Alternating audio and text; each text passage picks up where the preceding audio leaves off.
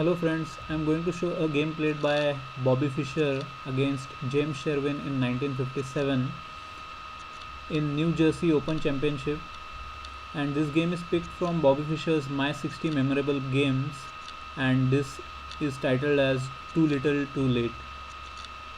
So Bobby Fischer is playing white here. He opens with e4, c5, knight f3, e6. We have Sicilian defense on the board, and Fischer chooses his favorite d3, which is close Sicilian. Fischer likes this setup because it resembles King's Indian reversed, more so because black has committed to playing e7 e6. So the game continues as knight e6, knight c6, g3, knight f6, bishop g2, bishop e7, castles, and this is all still book. Knight b d2 is played here, and black plays rook b8 with the idea of playing b6 or b5 and capturing more space on the queen side. Fischer continues with rook e1, and here d6 was played, which is an inaccuracy. If in Sicilian you can strike in the center with d5, it's a thumb rule that you should always do that. So white plays c3, b6 is played here, and white continues to expand with this in the center, d4, queen c7, and e5. Now here the best play for black is to take on e5, where white would capture on e5, bishop b7, captures,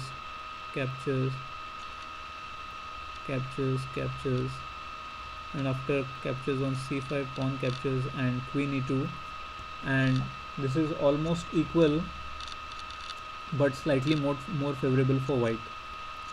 Instead, black plays knight to d5, which is a blunder,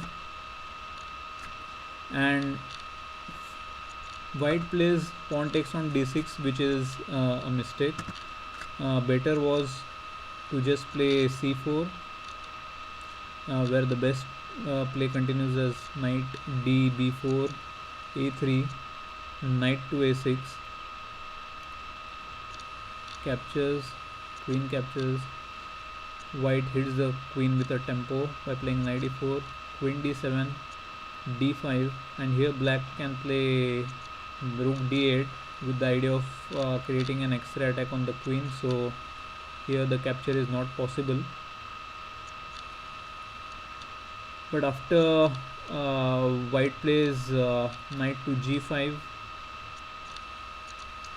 the attack is from the bishop is met by the defense from the another knight, and also the queen can come to h5 and create a strong attack on the king side.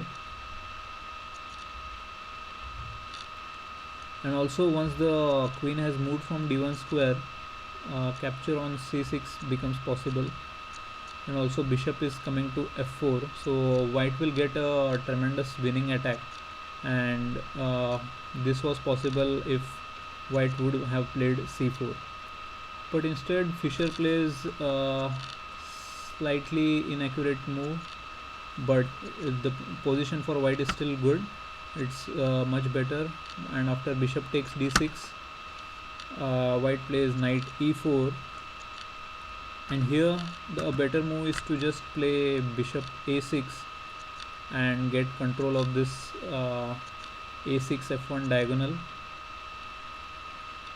But black plays c4, and here white simply captures the bishop, and now you can see that there is a tremendous weakness of all the dark squares on the black's camp. So white continues with attack on the king side, knight g5.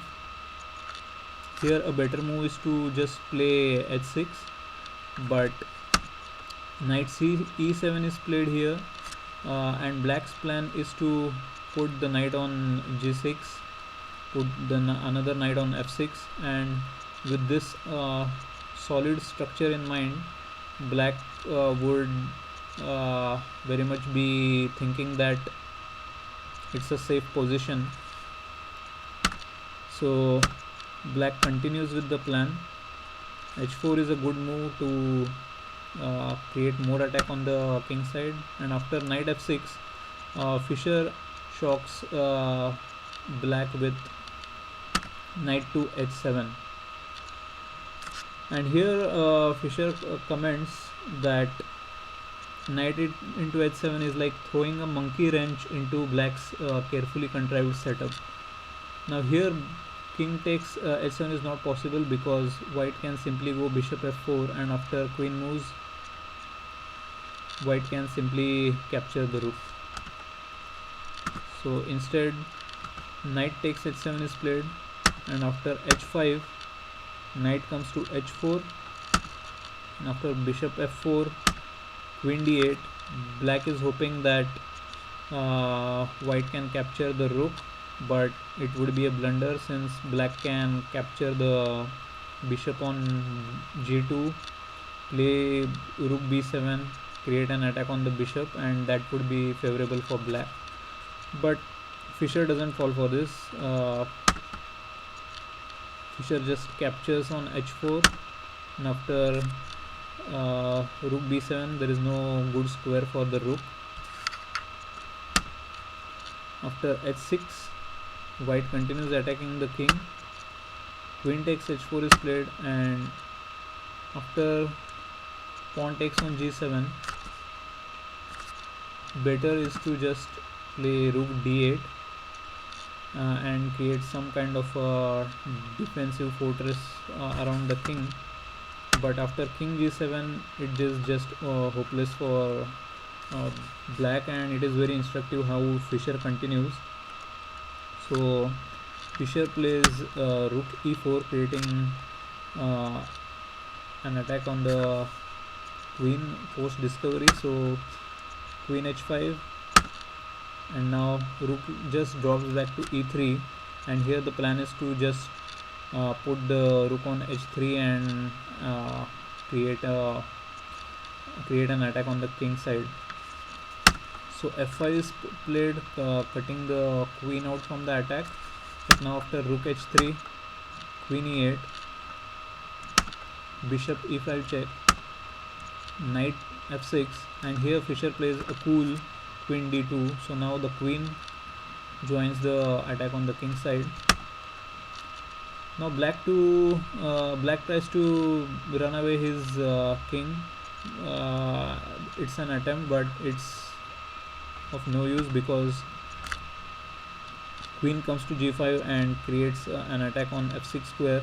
And here black plays queen e7, and after takes rook h7, king e8, white simply captures the queen, and here rook captures queen is possible, but after rook takes on b7, bishop takes, rook takes on b7, white would be simply a rook up. So black tries rook h7, but after bishop c6 check,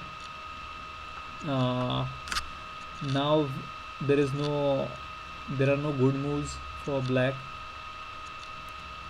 If black tries bishop d7, queen to queen e6 check, and after king d8, white can play queen d6,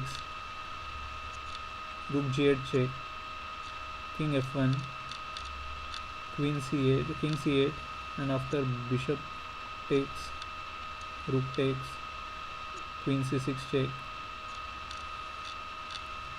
and queen a8 check, and white would win the rook. So in fact it was in this position that black resigned, and overall Fischer played with 95.2% of engine accuracy. So a really good and instructive game by Bobby Fischer. So I hope you enjoyed the video. Thank you and God bless you all.